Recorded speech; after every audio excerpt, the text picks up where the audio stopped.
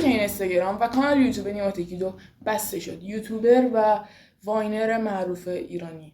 حالا دلیلش چی بود؟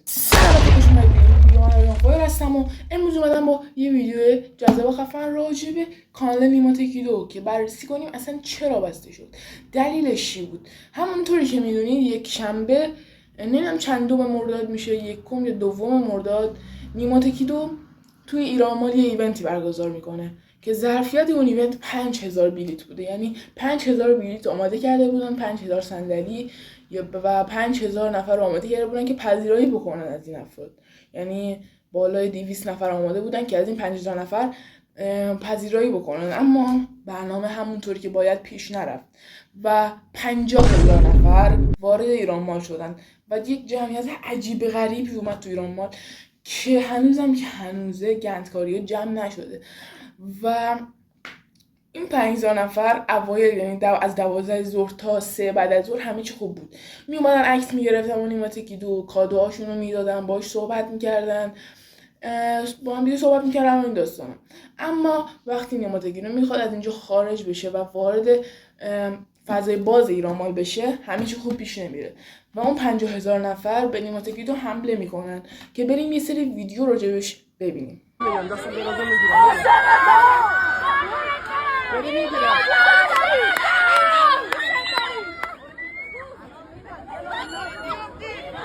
بریم بگیرم سامیا. بیا.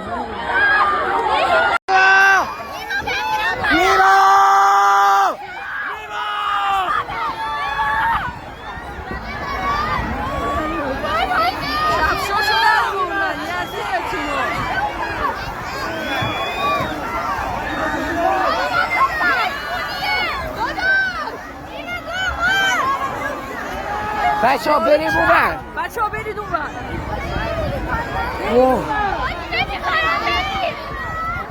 چقدر سیاه اومده خدا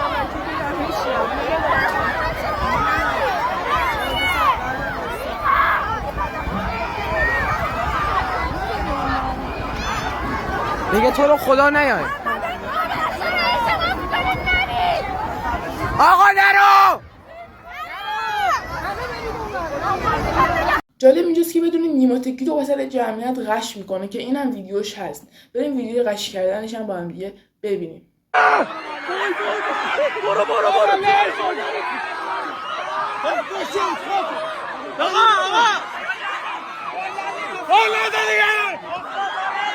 حالا نیما تکیدو اومده گفته که راجع به این مسئله ها تو ویدیو یوتیوبش حرف زده که گفته که تقصیر شما نیست و نمیدونم تقصیر خودم بود که افتادم تو آب و این داستانا، که بریم صحبتاشو با هم دیگه گوش بدیم که از پیج چنل یوتیوب خودش این ویدیو آپلود شده و روش صحبت کرده. بریم با هم گوش بدیم ببینیم چی گفته. دورتون بگردم، تقصیر هیچ کدومتون نبوده، فداتون بشم. یک لحظه از حال خوب شما، خوشحالی شما ارزشش برای من از همه چیز بیشتره. حالا برسیم به این که چرا اصلا پیجش بسته شد، کانال یوتیوبش بسته شد. کانال یوتیوبش 1 میلیون سابسکرایبر داشت و پیج اینستاش هم 1.5 میلیون سابسکرایبر داشت که عکسش رو صفحه براتون میاد. هم کانال یوتیوبش هم پیج اینستاش عکسش رو میذارم که ببینید. و دلیل اینکه بسته شد این بود که تو مملکت ما نمیتونی شاد باشی و نمیتونی افرادی رو خوشحال بکنی و اگر این کارو بکنی یا جلوتو میگیرن یا پیجتو میبندن یا دستگیرت میکنن یا هر چیز دیگه. بچه نیما تکیدو کسی بود که واقعا هیچ هیتری تو یوتیوب فارسی نداشت و همه عاشقش بودن و از وقتی که رفته دیگه چطورمون عالی نیست.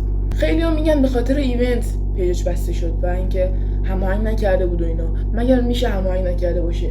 رانی، فایر پاور، انرژیزاهای مختلف، رانی، اینا همه اسپانسر شده بودن. مگه میشه اصلا با ایران مال هماهنگ نکرده باشه؟ و توی ویدیو یوتیوبش هم گفته که من با ایران مال، با مامورای ایران مال در تماس بودم و این نمیتونه دلیلش باشه.